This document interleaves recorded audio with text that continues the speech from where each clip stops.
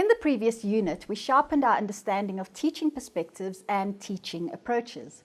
We will conclude this overview of perspectives and broad approaches in different contexts by looking more closely at approaches to multigrade teaching in the foundation phase within this lesson.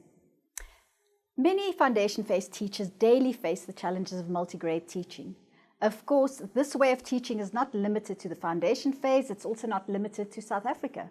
It is a worldwide teaching approach. Even so, the foundation phase plays a very important role in multigrade teaching.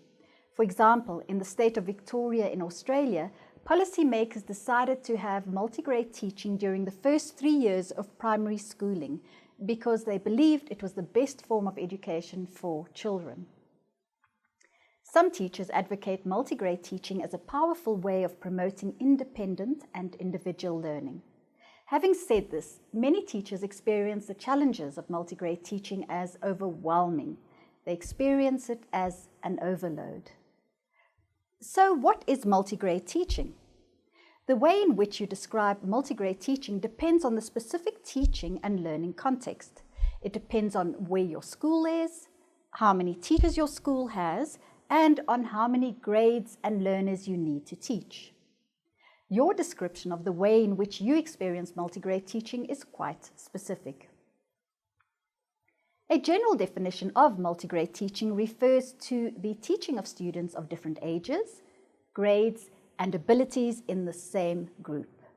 Knowing how to organize your time wisely is a valuable resource in multigrade teaching.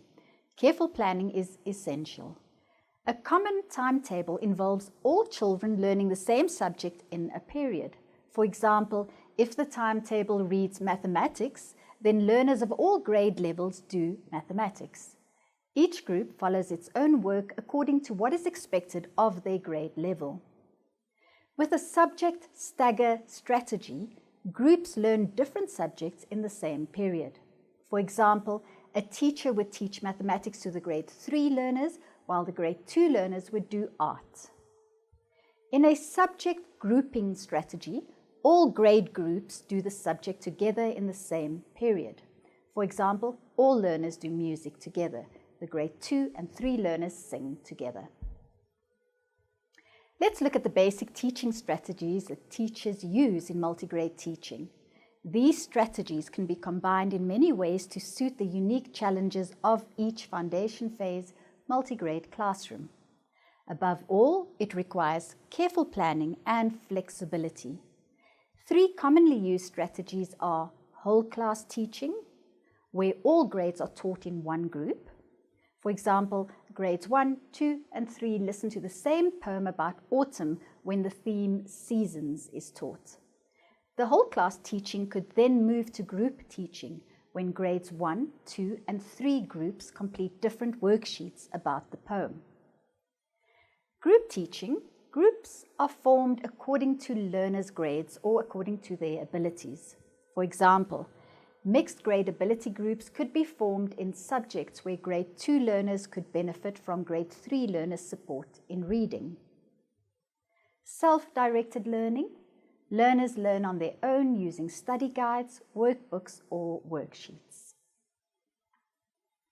Learners in multigrade classes need creative material pitched at the correct level to motivate their self-directed learning. Teachers need to be creative in organizing their existing learning material and in developing localized material for and with their learners. Multigrade teaching manuals for teachers need to be developed to guide and support teachers in facing the challenges of multigrade teaching in their unique contexts. Multigrade teaching promotes individual learning. It builds learners' confidence to work on their own. They develop skills and attitudes of learning to learn, and at the same time, it promotes a culture of caring for each other. It is a nurturing and developmental teaching and learning context. Learners work together and help one another. It creates opportunities for many learners to attend school in remote rural areas. It contributes towards the worldwide commitment to education for all.